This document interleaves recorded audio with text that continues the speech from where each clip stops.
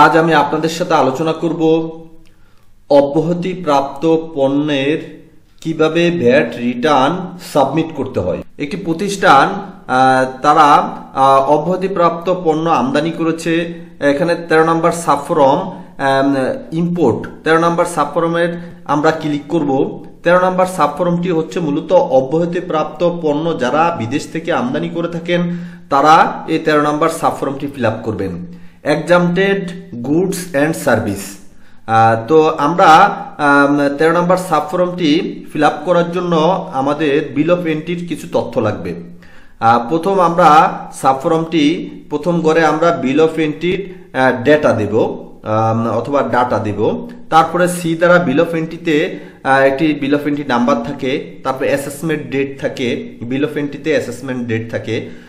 তারপর হচ্ছে আমরা যে কাস্টমস হাউস দিয়ে পণ্যটি আমদানি করেছি সেই কাস্টমস হাউসের একটি অফিস কোড থাকে।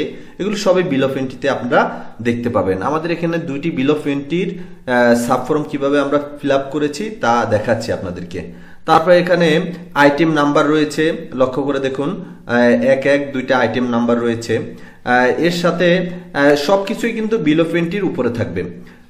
তো এখানে সিপিসি কোড দেওয়া হয়েছে, সিপিসি কোডও বিল অফ এন্ট্রিতে থাকে। এখানে অনিয়ন আমরা আমদানি করেছি অর্থাৎ পেঁয়াজ, ইন্ডিয়া থেকে আমরা পেঁয়াজ ইম্পোর্ট করেছি, যার কারণে আমাদের পেঁয়াজের উপরে কোনো কাস্টমস ডিউটি নেই। সেক্ষেত্রে আপনারা আপনাদের অব্যাহতিপ্রাপ্ত যে প্রোডাক্টগুলো ইম্পোর্ট করবেন তার উপরেও কোনো কাস্টমস ডিউটি থাকবে না। এখানে পেঁয়াজের এসএস কোড রয়েছে। তারপরে আমরা কত পরিমাণ আমদানি করেছি, যেমন একটি হচ্ছে বেস ভ্যালু আর একটা হচ্ছে অ্যাসেসমেন্ট ভ্যালু। তো আমরা দুইটি আমাদের বিল অফ এন্ট্রিতে থাকবে, আমরা দুটোটি সুন্দরভাবে আমরা এখানে এন্ট্রি দেব। এখানে এসডি এবং ভ্যাটের ঘরে আপনারা লক্ষ্য করে দেখুন কোনো টাকার অ্যামাউন্ট নাই, অর্থাৎ আমাদের যে প্রোডাক্টটি আমরা ইম্পোর্ট করেছি সেটি হচ্ছে অব্যাহতিপ্রাপ্ত পণ্য, যার কারণে এটি ভ্যাট এসডি কিছুই নেই। তো আমরা এভাবে আমাদের সাবফর্মগুলো ফিল আপ করবো।